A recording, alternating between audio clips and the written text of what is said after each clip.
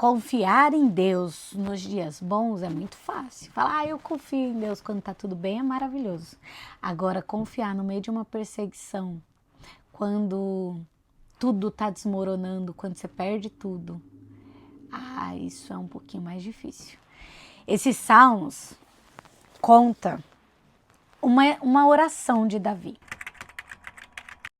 A gente pode dividir em 3 pontos esse salmo. Tem a apresentação do problema, a lembrança da confiança em Deus e o pedido. O contexto é o seguinte, Davi está fugindo de seu filho Absalão. Absalão se revolta, ele prepara todo um ambiente, por 2 ou 3 anos ali ele vai conquistando o povo, ele vai se mostrando um bom moço, um bom rei, faz o povo desejar ele no trono. Davi já estava envelhecendo e aí ele decide, movido por uma raiva, um rancor que ele tem do pai dele, ele se rebela. Junta ali um grupinho de pessoas que gostavam de Davi, que serviam a Davi, ele conquista esse povo e esse povo junto com ele se rebela. Só que ele não só se rebela, ele caça o pai dele, ele começa a perseguir o pai dele. Davi decide que essa guerra ele não vai lutar e ele entrega esse controle na mão de Deus. E é aí que ele expressa essa confiança tremenda em Deus. Davi foge do palácio, ele vai para a floresta com as pessoas, né, que apoiavam ele. E ele não luta contra o filho dele. Eu, na minha visão, do que conheço, entendo que Davi, ele não quer lutar contra Deus. Por quê? Porque Deus, quando entregou a coroa para ele, falou que não sairia da família dele. E quem está se voltando contra ele nesse momento é o próprio filho dele. Então, se for da vontade de Deus que Absalão seja rei, Davi está entregando. Davi foge, Davi não luta e Davi vive por um longo tempo dessa maneira. Só que os soldados de Davi falavam, Davi, você é guerreiro, você é o rei Davi, você consegue acabar com esse menino aí, ó, em 2 tempos. Vamos para a luta. E ele fala, não vou. Por que eu falo que esse é um salmo de confiança? Porque aqui no meio de tudo isso, Davi, ele fala assim, eu preciso falar disso primeiro. No versículo 5 ele fala, eu me deito e durmo e torno a acordar, porque é o Senhor que me sustém. Cara, você tem noção do que é você conseguir deitar e dormir no meio de uma perseguição? Você era rei, até ontem. Deus te ungiu, você perde tudo. Você foge do seu próprio filho, dos seus amigos. E aí você deita no meio da floresta e dorme, confiando que Deus está te protegendo. Você tem noção do nível de confiança que é isso? Pois é. Davi já começa o capítulo apresentando os problemas dele para Deus. E eu vou te falar que o problema de Davi que ele apresenta, que o maior não é a traição, não é a rebeldia. O maior problema para Davi aqui é o povo tá falando que Deus já cansou de Davi, que Deus não vai cuidar mais de Davi. Que é a vontade de Deus que sangue novo venha. Que Davi já errou o suficiente, que Deus se cansou. Eu vou te explicar o porquê. Versículo 1. Senhor, muitos são os meus adversários, muitos se rebelam contra mim. São muitos os que dizem a meu respeito, Deus nunca os salvará. Tá vendo? Como que tá falando isso, sendo que Davi foi ungido por Deus? O povo mudou de ideia ali, entendeu? Teve uma influência. Lembra da influência lá do primeiro capítulo? Pois é, influência, escolha e vontade de Deus. Aí tem uma pausa. No versículo 2 tem uma pausa. E aí Davi volta falando, mas tu, Senhor, és o meu escudo que me protege. És a minha glória e me fazes andar de cabeça erguida. Ou seja, Davi está falando aqui, não importa o que eu perco. Eu posso perder coroa, eu posso perder palácio, eu posso perder poder, eu posso perder tudo. Eu não quero perder a tua presença. Eu não quero perder o alimento que me sustenta, que é a tua palavra, a tua presença, Senhor. Se o Senhor quer dar essa coroa para Absalão, tudo bem que a sua vontade seja feita, mas eu não quero perder sua presença. Sabe por que ele está falando isso?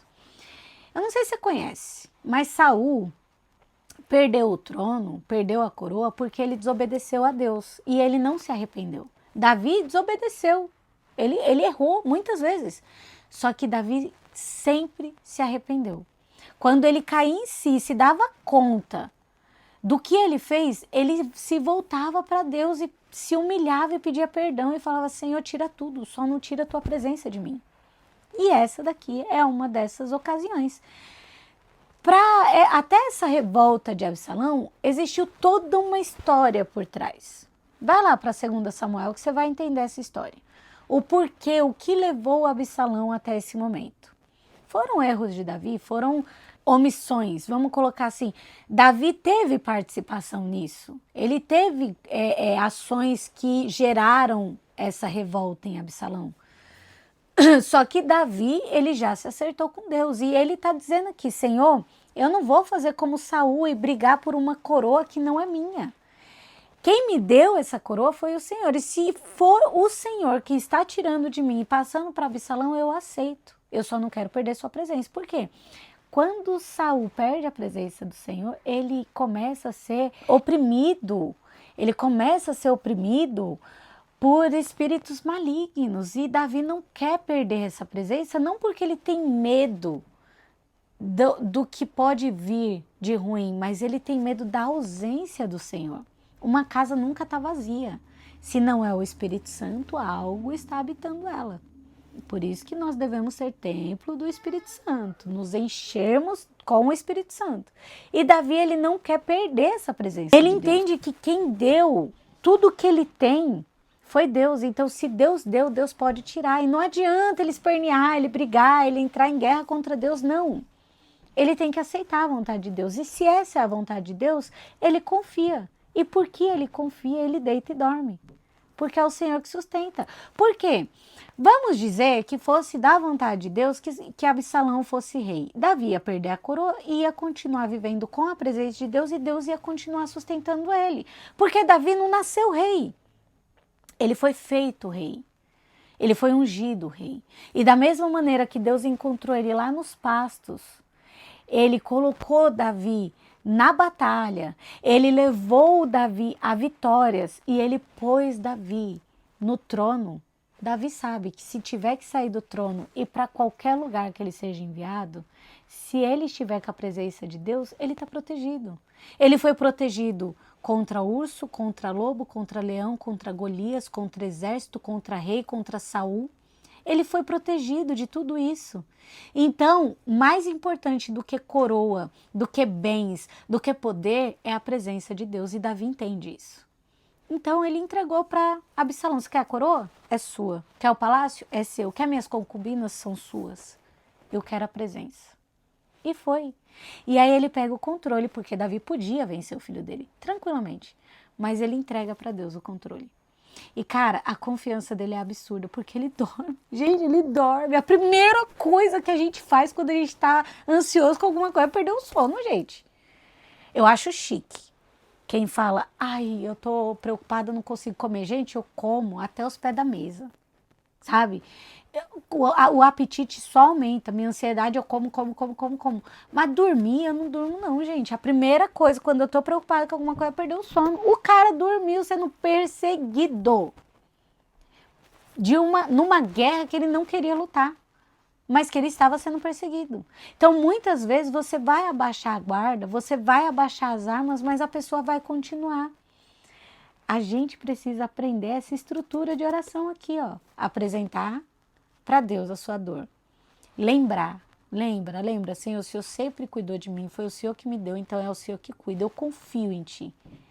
A gente confia e aí você faz o pedido. Sabe qual é o pedido de Davi? Levanta-te, Senhor. Salva-me, Deus meu. Quebra o queixo de todos os meus inimigos, arrebenta os dentes dos ímpios. Do Senhor vem o livramento. A tua bênção está sobre o teu povo. Aqui, Davi não está pedindo para que Deus acabe com o seu filho. Ele não está pedindo para que ele acabe com o exército que está perseguindo ele, porque era o seu próprio povo. Davi nunca perdeu uma batalha para nenhum povo inimigo, mas contra o seu próprio povo ele se recusa a lutar. Só que o próprio povo dele está perseguindo ele. E Davi, ele pede para Deus, Senhor, me guarda, cuida dos meus inimigos. Mas ele fala, não mata não. Ele pede para Deus. Por quê? Ele pede, quebre o queixo e arrebenta os dentes. Ou seja, envergonha. Mostra que o Senhor está comigo. Envergonha eles. Mas ele não pede para que acabe. Mas a vontade de Deus, ela prevalece. Os inimigos que se perderam é do próprio povo. Ele não se alegra com a perda do próprio povo. Ele não se alegra com a perda do próprio filho. Mas ele confia na vontade de Deus. O trono, ele continua com Davi. A coroa volta para a cabeça dele. O povo que tinha dúvida se Davi ainda era ungido de Deus, eles agora têm a certeza. Porque essa guerra ela foi vencida sem Davi levantar uma mão. Essa guerra foi vencida no joelho, com Davi pedindo para que Deus viesse e fizesse a justiça dele. Muitas vezes, nós queremos agir de acordo com a nossa justiça. A gente quer ter o controle da situação com a nossa visão. Quando, antes de tudo, a gente precisa entregar para Deus esse controle. Um convite à ação hoje é que você pegue toda a situação que você está vivendo, eu não sei qual é, mas apresenta para Deus. Fala para Ele, Senhor, está doendo. Senhor, está difícil, está pesado. Não esconde nada dele. Mas no meio dessa oração, se lembra quem é que te sustenta. Sabe? Exerça essa confiança. Fala assim, o Senhor sempre cuidou de mim, eu confio em Ti. E aí você pede, meu Deus, age aqui, age ali. O que eu quero é que o Senhor faça desse jeito. Mas, Senhor, a Tua vontade é perfeita e eu aceito ela. Esteja pronto para a ação de Deus. Porque às vezes a maneira que Ele vai agir, você não vai gostar. Davi, ele queria continuar no trono. Ele queria continuar até na vida dele com tudo. Só que ele queria a presença de Deus aonde ele estivesse. O que ele não queria de jeito nenhum era perder mais um filho. Mas a vontade de Deus, ela é soberana. Deus conhecia o coração de Absalão que enganou Davi. Absalão enganou Davi. Davi perdoou ele, acolheu, recebeu. E ele enganou o pai. Mas ninguém engana Deus. A justiça que você busca não pode ser a sua. A gente precisa pedir, entregar, confiar em Deus e aceitar a justiça dele, aceitar a vontade dele. Que a nossa oração hoje seja, Senhor, age em meu favor e me ensina a aceitar a tua vontade. Alinha a minha vontade à tua e não o contrário. Me ensina a lidar com essa nova realidade. Que eu vá para onde o Senhor quiser, que a sua presença esteja comigo. Se eu tiver que lutar ou que dar uma pausa, se eu tiver que abaixar as armas, tudo bem, meu Deus, desde que o Senhor esteja comigo, que o Senhor esteja no controle, porque eu sei que o Senhor sempre está. E é isso.